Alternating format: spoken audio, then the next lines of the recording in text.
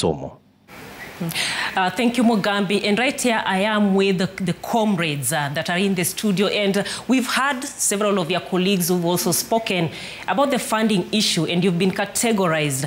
Teddy, if we'll start off with you, where do you belong in this category of funding? Jael, first, I would like to join in solidarity our comrades in Gishu, that is. Justice delayed is justice denied. And we want to hope that justice will be served. Secondly, I don't know where I belong in this category, but what I have to make very concrete. Put like the needy, very needy. I don't know where to put myself in because, you know, they have introduced something called the MTI. How will I now categorize myself with the MTI? This is something that not most of the students know or are familiar with. But then, let me say that these fees are overly exaggerated. And it means those students who are joining universities, it's like they are being punished for being born wise. We didn't choose to be born wise as comrades. We are here to access education. We want to change our future. And I have to state categorically that the comrades are not impressed.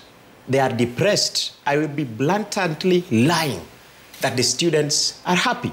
So sooner or later, the government will have to set aside some money and funds to build more prisons, more rehabilitation and wellness centers, because that is where we are heading, sincerely speaking.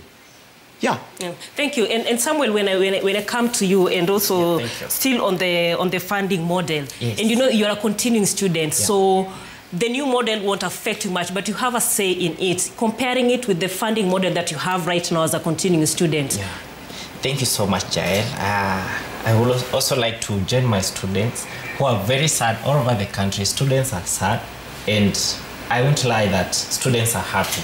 They are not happy about the funding model, not even the new one, but even the old model. Should they maintain the old model? Yeah, maybe they can improve. They can maintain it and they improve, because you find, for instance, our case, I'm in TVET, I'm in Kabete National Polytechnic, but you find that we were promised while we were joining that we will be funded with some cash, and 30% will come from the government. So that money, you find that after some years that you have schooled, maybe 2 years, when you are in your final year, for instance, in our school, we never received fourth quarter of capitation.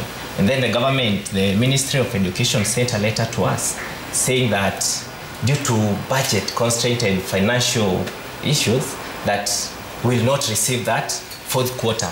Then you will need to go back to the parent, discuss with her or him, telling her that the government did not pay.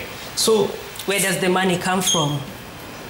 To finish up your learning and your education, and that's where maybe you can also bring you in. Yeah. You seeing the burden that your parents are facing to educate you, and also for the others that are coming in. Where is this money going to come from? Jael, thank you so much for giving me this opportunity. And I would like to share in the sentiments of Albert Obogi, who has said that probably most of the comrades in the country, they are suffering, and that is the truth, because some of them, they are even sleeping hungry. If you ask around, ask these leaders that I came with, they will tell you that even some of their comrades, they're asking for 100 bob for supper. So when we introduce other things, and you see what will happen with this model, Jael, is that the government, what it has done, it has transferred the burden now to the student. Remember that we have always been having problems with the capitation. The government has only been able to meet 55%. And now they are telling us that for you to be, they are not going to be funding the universities, so that burden can now be transferred to the student. If the government fails to remit that money to the student, as then you say, there's been some failure. Exactly. That means that burden is going directly to be billed in the account of the student. And Jael, trust me, it is so disheartening to hear that a 23-year-old student, a 23-year-old youth has a loan of up to 2 million. you can imagine, and you are just going out to start your business, and probably you are starting on to tarmac because you are just finished. Then secondly, Giles, I feel that this new funding model has also opened a leeway to ensure that the institutions have now come in to institute a fee increment. I have talked to a number of my members before I came here. Most of them, probably, let me just quote, Catholic University, they were being charged 39,000. Right now, they have been given a new fee structure. It's up to 100,000. So you can actually see what they have done. They have given a leeway to the institutions to surcharge the students. Thirdly, I feel that the government should have an annex law or an annex clause whereby we will delay some of the implementation of some of these recommendations, because we can't be having, you have heard from all the stakeholders, there's nobody who is happy. So who are these recommendations made for? That is our question too. And that is the big question that we are winding up with the comrades over here. Who is going to be making those kind of payments? And now back to the other side of our studio to Lulu and Jeff. Thanks so much.